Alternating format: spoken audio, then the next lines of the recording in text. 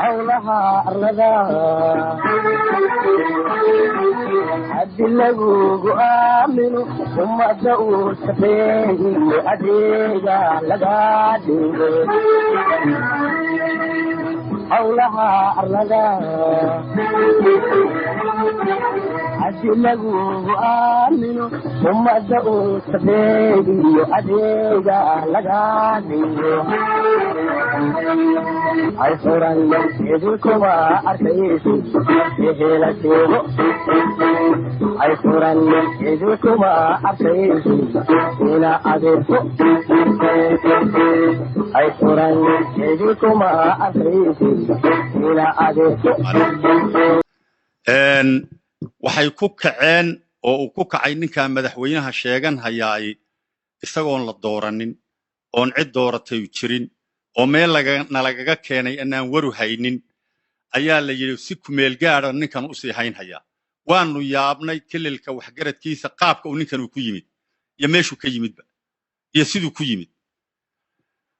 intaas iyadoo uu joogtay wuxuu ku daray in uu waddankii dhannaa horumarkii iyo nabadgelyadii iyo wixii laga sugahayay inuu bedelo maanta wixii hore ahayd in si hoose kaas wuuba muuqday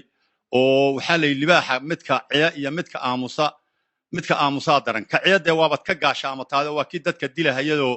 ruux ka carari iyo ruuxu heli iyo dadku yuu ahaa laakiin kanu wax alla wuxuu dhaafahayaaba ma jirto wax alla wuxuu dhaafahayaaba ma jirto ummaddii wuu isku dilay heerihii wuu isku dilay maanta meel nabadgelyo ah oo degaanka Soomaalida ah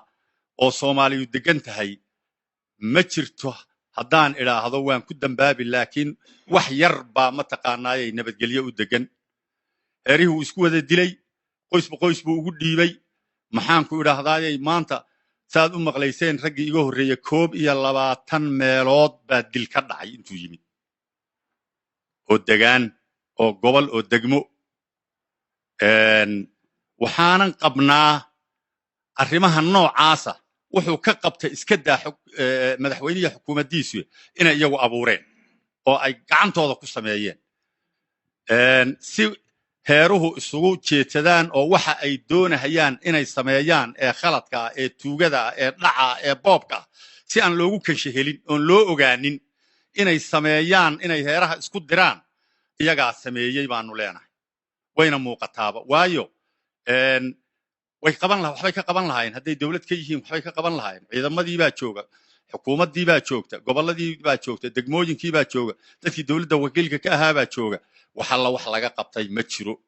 marka waxaa fasilkeedu weeye inay iyagu sameeyeen waxaa jirta oo kale midda ugu daran doorashaa la yidhi waa la gelaya gobollada kale ee Ethiopia ama kililada Ethiopia intii uu yimid BBdu ay timid iyo Abiy ay yimaadeen waxbay kororsadeen degmooyin bay kororsadeen dhaqaalahoodii bay ma taqaanaayay kobciyeen wada tashigoodii iyo isugu imaatinkoodii iyo maxaan ku idhahaa dadkii kala xidhnaaya isku furmay baa ka wada tashanaya gobol walba horumarkiisa iyo nabadgelyadiisa degmooyin bay kororsadeen maxaan ku idhahdaayay si fiican bay u dhaqmeen annaga degaankanaga 25 degmo oo degmooyin ahaa ayuu tirtiray ninkan madaxweynuhu oo yiri waxba kama jiraan dawladda dhaxana inuu sidaa ugu gudbiyay baanu u malaynaynaa arrintaa dadka degaanka kililka degaanka degan Soomaalida waxay ka maraysaa meeshii ugu dambaysay hadday sidaa ku martana nabadgelyo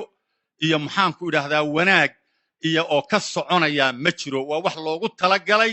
inuu dadku iskuna dilo kuna kala yaaco dhibaatada ay keeni doontana mid laga lug bixi doona ma aha taa waxaanu u sheegaynaa dowladda dhexe iyo waxgaradka deegaanka Soomaalida odayaasha dhalinyarada aqoon-yahanka maxaan ku idhaahdayay yaanu u sheegaynaa inay wax ka qabtaan oo intaan la gaadhin tallaabo laga qaado oo laga noqdo arrinta midda kale horumar ma jiro wax horumar oo ka jira ma jiro lacagtii deegaanku maalinka maanta iyo maalintuu qabtay inta u dhaxaysa meelay marayso cid ugu ma jirto waxaana la leeyahay waxba kama yaalaan oo wax yaalo oo bank ku jira ma jiro wax horumar wax lagaga qabtay oo jiraana siday raggii aniga iga horeeyay idin tilmaameen idinku qodobeeyeen ma jiro wax horumar ma jiro meel alla meel ay martayna waruma hayno wax lagu qabtayna mooyi dadku wax badan bay sheegayaan ilaahay baa naga dibadaha lagu shubtaa dad baa la siiyaa kana la sameeyaa qabiil baa lagu abaabulaa maxaan ku idhaahdayay yaa la leeyahay waxaa lagu soo celiyay qabyaaladii kililku uu ka bogsaday ee ka walaaloobay baa dib loogu soo celiyo herbeher baa loogu dhiibay maxaan ku idhaahdaa wax tala oo wada jir ma jirto waxaa sii soka marayba haddana wadaba liqbuuri ninkii libaaxii intii xukuumaddiisa ahayd ayuu si uu mataqaanaayay wuxuu doonaba u sameeyo ayuu intuu ugu dhex dhacay ayuu xaggii ciidamada iyo xaggii maxaan ku idhahday guddidii fulinta iyo xukuumaddiisii iyo wixigiibuu si cad oo qabiil ayuu u dhex galay oo ku tallaabsaday oo una ninna uga amar qaadanin oo una ninna ugu yeedhin oo una ninna kala tashanin markaa oo siduu doonaba sidii Hitler laga sheegi jiray oo kale ayuu iska yeelay arrintaasu dhibaato badan bay keeni doontaa waxay ku keeni doontaa Itoobiya oo dhan waxay ku keeni doontaa maxaan ku idhahdaa deegaanka Soomaalida annaga keligana dhibku nagu ekaan mahayo waxaanu ugu baaqaynaa dowladda Itoobiya iyo xisbiga maxaan ku idhahdaa madaxweynaha ra'iisul wasaaraha Abiy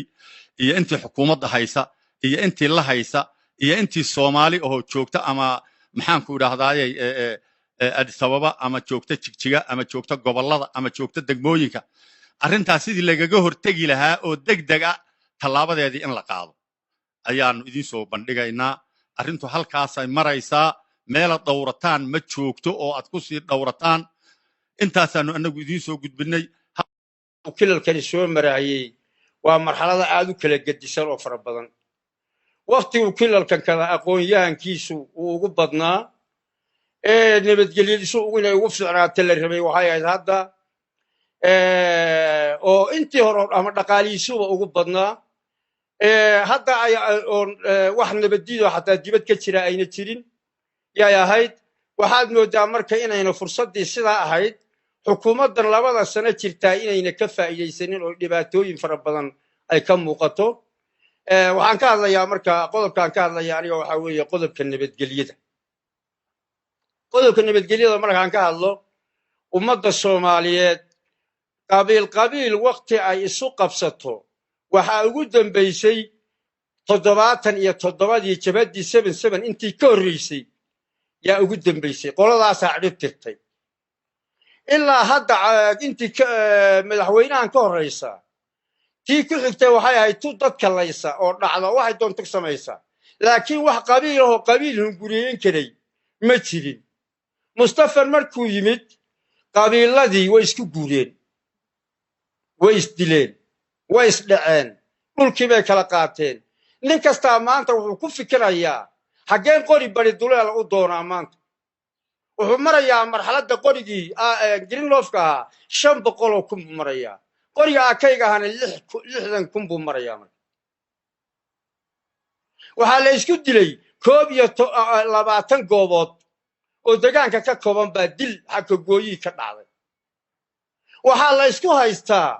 oo kale oo dil ka dhici doona haddaan wax laga qabanin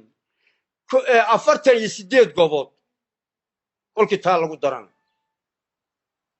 waxa weeye dhibaato aad iyo aad u culus baa xagga ka soo wajahantay nabadgelyadii wax nabadgelyo oo ka jirtay ma jirto xukuumaddan ayaana isku diraysaan leeyahay dadka sidaas anigoo odayaasha soomaaliyeed ee goobtooda joogna afkooda ku hadlayna waxaa isku diraysa xukuumaddana isku diraysa diyaarra uma aha inay wax ka qabato qodobkaa waxaan ummadda soomaaliyeed leeyahay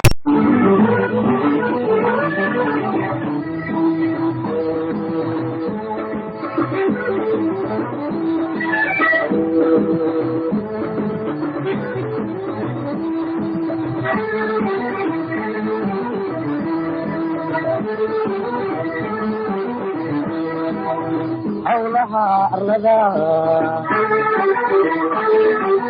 haddii lagugu aamino ummadda uu shaqeeyo adeega laga dhigo howlaha arlada haddii lagugu aamino ummadda uu shaqeeyo adeega laga dhigo ay furan idinkuma arkaysi ehela sheego ay furan